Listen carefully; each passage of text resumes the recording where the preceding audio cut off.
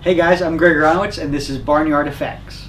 Something I've been wanting to do for a really long time is create a show called What's in My Barn, where I talk about the collection of work both from things that I've done for movies and work that I've acquired from other artists throughout the history of Hollywood. I thought because it is October and Halloween is the theme of the month, I would start with Haunted Mansion. This was a Disney movie filmed in 2003, and I was on the design team with some amazing people. Design-wise, it was probably some of the coolest stuff that I've ever worked on. So this is called a white model, or a design model, and it is based on blueprints that the art director and drafts people create, and then my job was to take them and mount them on foam core and cut them out and dimensionalize it so that you could actually see how everything would look. This is the Haunted Mansion itself.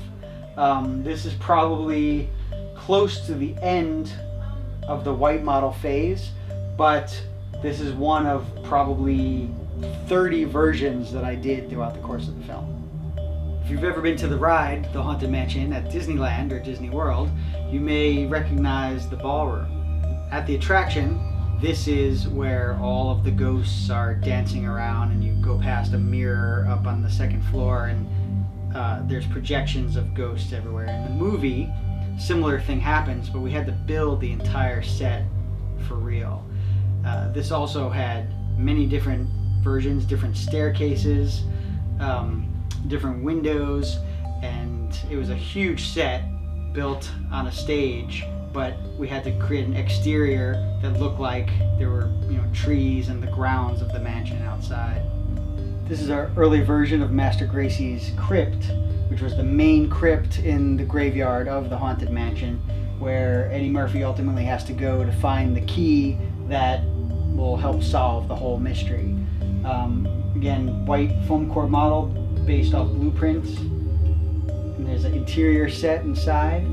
I probably built about 10 different versions of these, including small ones that went into full models of the entire graveyard, and then some really big ones that were used to help do the final full-size set. This one is built at half-inch scale, so every half inch of the model equals 1 foot in real life.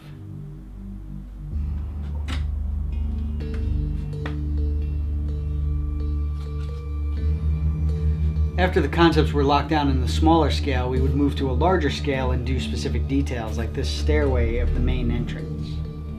This is done in 1-inch scale.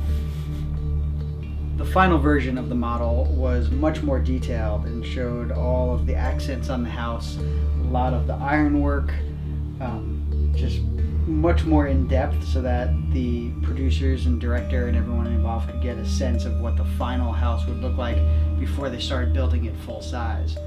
There was so much detail in this model that I never even finished the entire thing. I just did some main facades to make sure that everyone had the right idea, and then it just moved on and started being executed in full size. So those are just a few of the hundreds of design models that were created to help design the sets for Walt Disney's The Haunted Mansion. If you enjoyed watching this video, like it below, subscribe to the channel, and leave in the comments a movie that you would like to see some props or design work from. I'm sure that I have something from that movie in my barn.